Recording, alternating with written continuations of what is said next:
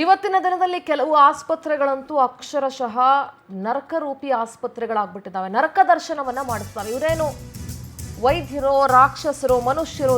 ಮನುಷ್ಯರಂತೂ ಅಲ್ಲ. ಕಫ ಅಂತ ಆಸ್ಪತ್ರೆಗೆ ಹೋದ ಮಗುವಿನ ಕೈ ಬೆರಳೆ ಕಟ್ಟಾಗೋಗಿದೆ. ಅರ್ಧ ಬೆರಳು ತುಂಡಾಗಿ 6 ತಿಂಗಳ ಕಂದ ಒದ್ದಾಡ್ತಾ ಇದೆ.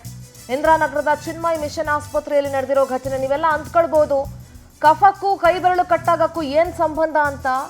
ಮನುಷ್ಯರೋ ರಾಕ್ಷಸರೋ? ಹೀಗ ಮಾಡೋದು ಮನುಷ್ಯರೋ? ತೆಗ್ಬಿಡಿ, ಮನುಷ್ಯರಲ್ಲ, ಅವರು ರಾಕ್ಷಸರೇ.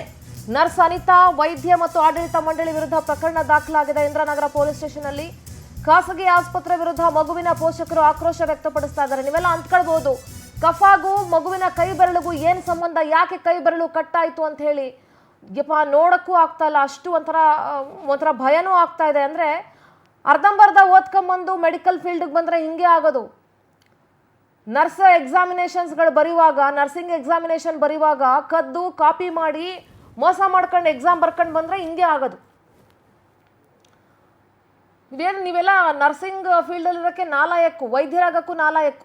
ಫೆಬ್ರವರಿ 19ನೇ ತಾರೀಕು ಪಾಪ ಜ್ವರ ಅಂತ ಮಗು ಆಸ್ಪತ್ರೆಗೆ ದಾಖಲಾಗಿರುತ್ತೆ. 24 ಗಂಟೆ ಮಗುವಿಗೆ ಚಿಕಿತ್ಸೆ ನೀಡಿರ್ತಾರೆ ಆಸ್ಪತ್ರೆ ವೈದ್ಯರು.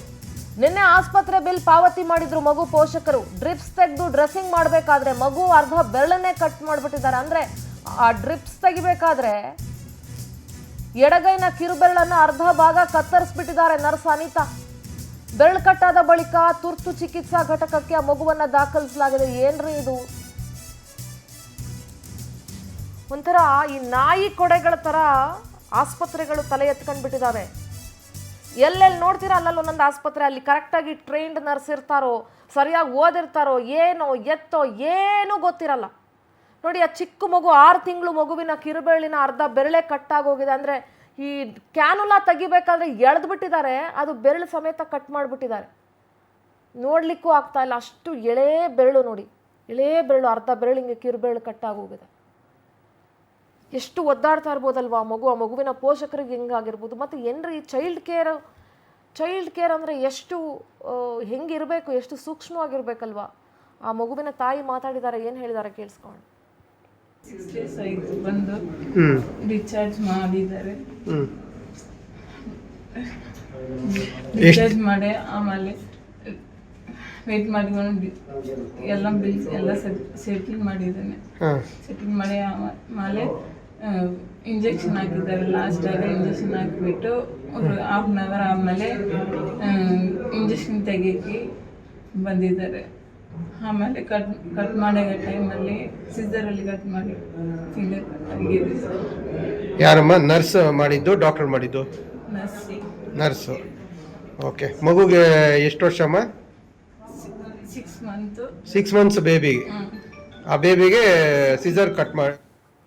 ಪ್ರತಿನಿಧಿ ಸುಷ್ಮಿತಾ ನೇರ ಸಂಪರ್ಕದಲ್ಲಿ ಜಾಯ್ನ್ ಆಗ್ತಿದ್ದಾರೆ. ಸುಷ್ಮಿತಾ, ಎಷ್ಟೋ ಆಸ್ಪತ್ರೆಗಳು ಬೆಂಗಳೂರಲ್ಲಿ ಯಾವ ಥರ ಕೆಲಸ ಮಾಡ್ತಿದ್ದಾವೆ ಅನ್ನೋದಕ್ಕೆ ಇದೊಂದು ಉದಾಹರಣೆ. ಆ್ಯಂಡ್ ನರ್ಸ್ಗಳು ಅಷ್ಟೇ, ಎಷ್ಟೊಂದು ಜನ ಅರ್ಧಂಬರ್ಧ ಓದ್ಕೊಂಡು ಬಂದಿರೋರು ಮಾಡೋ ಕೆಲಸನೇ ಇದೆಲ್ಲ.